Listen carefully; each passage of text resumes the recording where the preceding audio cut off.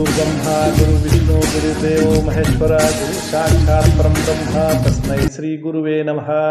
ओम नमो ब्रह्म दिव्यो ब्रह्म विद्या संप्रदायकतभ्यो वंश ऋषिभ्यो वाद्यो नमो गुरुभ्यः सर्वपल्लरहिता प्रज्ञानघनः प्रगर्धो ब्रह्मेवामस्मि। ओम नारायणं पद्मं वसिष्ठं शक्तिं च तत्पुत्रं पराशरं च व्यासं शुकं गौड़पदं महान्तं युगन्धमथास शिष्यं श्रीशंकराचार्यमथास पद्मादं च हस्तामलकं च शिष्यं तं तोटकं प्रतीकान्मन्ना सुदगुरु संततोमानव तस्मै श्रुति स्मृति पुराणानाम् आलयं करुणालयं नमामि भगवत्पादं शंकरं लोकशंकरं शंकरं शंकराचार्यं केशवं बादरायणं सूत्रभाष्यकृतो वन्दे भगवन्तो पुनः पुनः ईश्वरो गुरुरात्मेति मूर्तभेदे विभागिने व्योमवप्ताय देहाय दक्षिणामूर्तये नमः। ओम श्री गुरुभ्यो नमः। ओम श्री परमात्मने नमः। हम लोग गीता के 5वें अध्याय का अध्ययन कर रहे हैं। शरीर की शांति चेष्टाहीनता और आसन से होती है। जो शरीर की शांति जो है वो चेष्टाहीनता और आसन से होती है। जब चेष्टा कम होगी और आसन स्थिर होगा तो शरीर जो है शांति को प्राप्त होगा। तो इच्छा, क्रिया और ज्ञान इन तीनों का परस्पर संबंध है। क्रिया रोक देने से आसन और प्राणायाम हो जाते हैं। प्राण की समानता का नाम है प्राणायाम। प्राणायाम उसको कहते हैं जिसमें प्राण समान हो जाते हैं। तो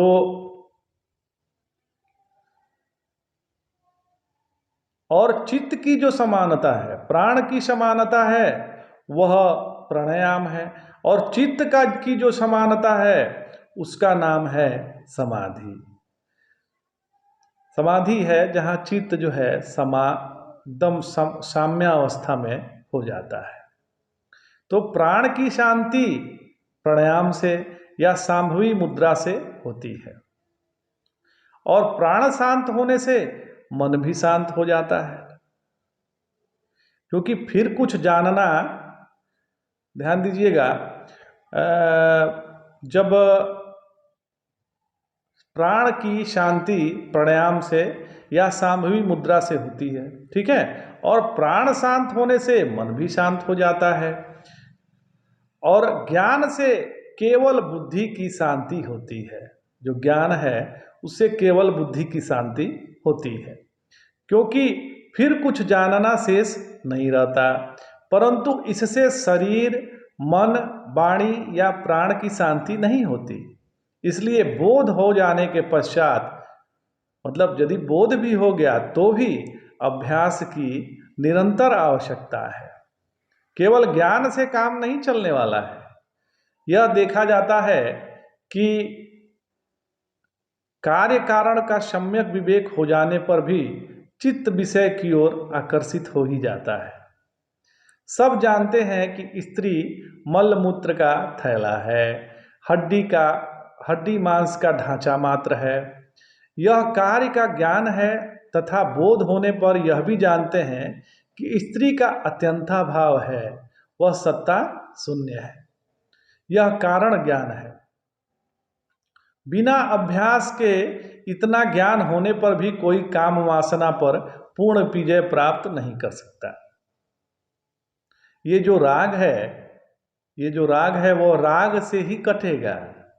अतः विषय का राग दूर करने के लिए स्वयं में, आत्मा में राग आवश्यक है। आत्मा दृष्टा है। यह ज्ञान तो बहुतों को हो जाता है। आत्मा का दृष्टापन कि आत्मा दृष्टा है, यह तो ज्ञान बहुतों को हो जाता है। पर सब मैं ही हूँ ऐसा अनुभव नहीं होता। यह तो गुरु कृपा से किसी किसी को होता है। यह अन्वय बोध नहीं होने से ही उनकी विषयों में आसक्ति हो जाती है और इससे राग द्वेष भी बने रहते हैं। तो ये आत्मा प्रेम से ही निर्मूल होते हैं। आत्म प्रेम से ही यह निर्मूल होते हैं। अतः जब तक प्रतीति निःशेष न हो, निरंतर अभ्यास करते रहें। अभ्यास अपने हाथ में है महाराज। अगले श्लोक में भगवान बतलाते हैं कि ऐसे आत्मनिष्ठ पुरुष की व्यवहार में प्रवृत्ति कैसे होती है। जो ऐसे साधक हैं उनकी व्यवहार में कैसी प्रवृत्ति होती है। तो बोल रहे हैं भगवान, विद्या विनय संपन्ने ब्रह्मणे गविहस्तिनी सुनीचय स्वपाके च पंडिता समदर्शिनः। देखिए, विद्या तथा विनय संपन्न ब्राह्मण में, जो विद्या से संपन्न ब्राह्मण है, विद्या भी है उसके साथ विनय भी है, ऐसे संपन्न ब्राह्मण में तथा गौ, हाथी, कुत्ते और चंडाल में तत्ववेताओं को, जो ज्ञानी पुरुष हैं, की समान दृष्टि होती है। विद्या संपूर्ण वेद शास्त्रों का अध्ययन तथा उनके अर्थ का ज्ञान विद्या है। विद्या क्या है?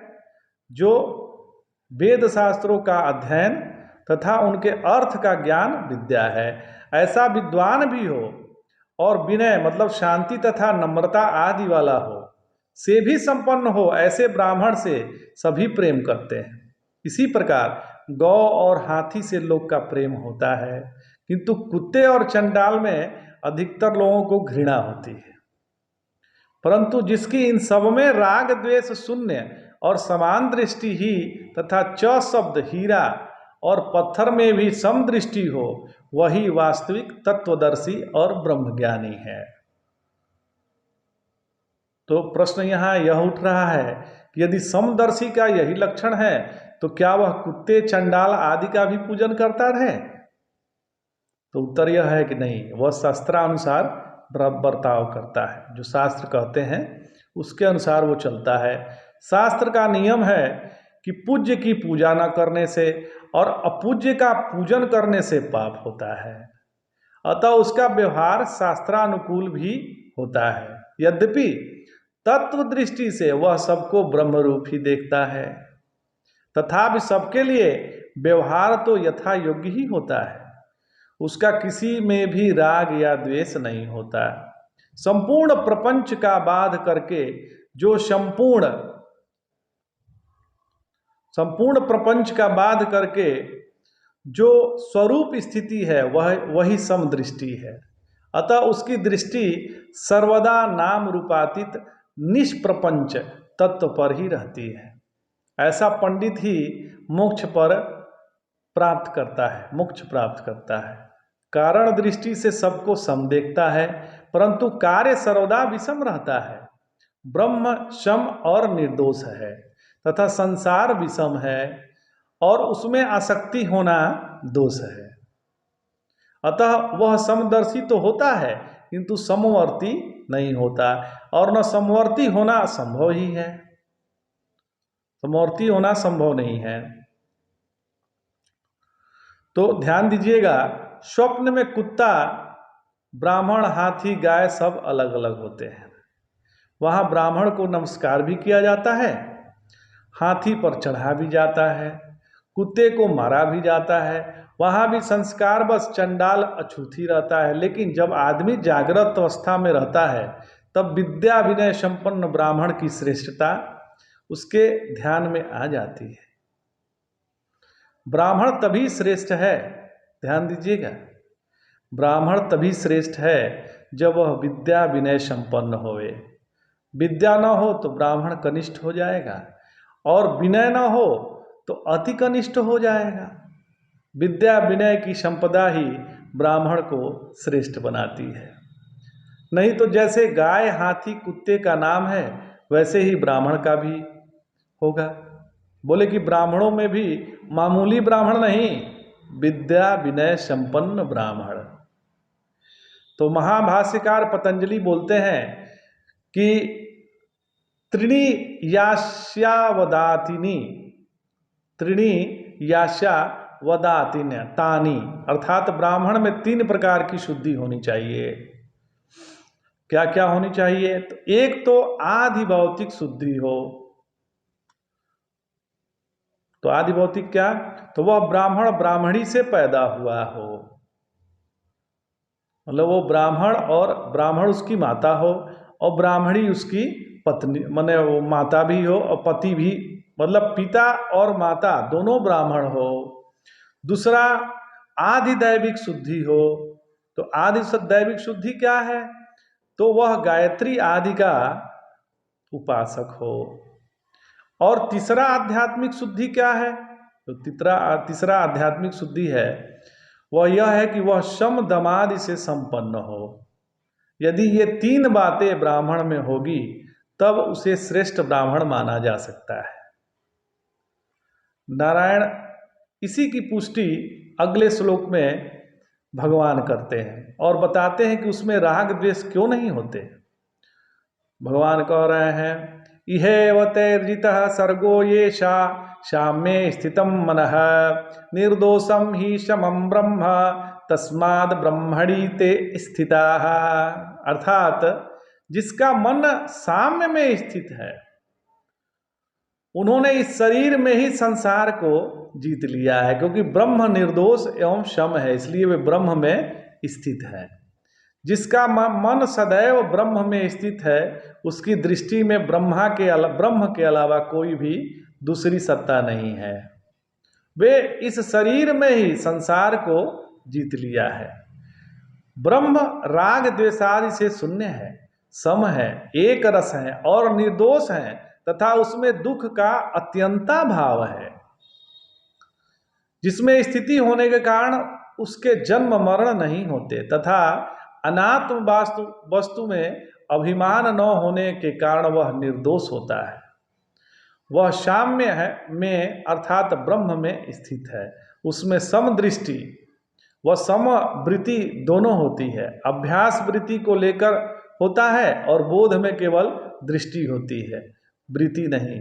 यहाँ अभ्यास का प्रसंग है। नाना दृष्टा उस एक सत्ता में तथा नाना दृश्य भी उस एक सत्ता में अनुभव करना और फिर संपूर्ण दृश्य को फिर एक रूप में अनुभव करते हुए अपने से भिन्न अनुभव करना, ऐसी वृत्ति को ही शम वृत्ति या स्वरूप स्थिति कहते हैं। परंतु यह वृत्ति है निर्गुण ही, यह वृत्ति निर्गुण ही है। संसार की प्रतीति होना ही जीवन मुक्ति है और संसार का प्रतीति न होना विदेह मुक्ति है। तो आज इतना ही। जय जय शंकर, हर हर शंकर। नमामि शंकर भजामि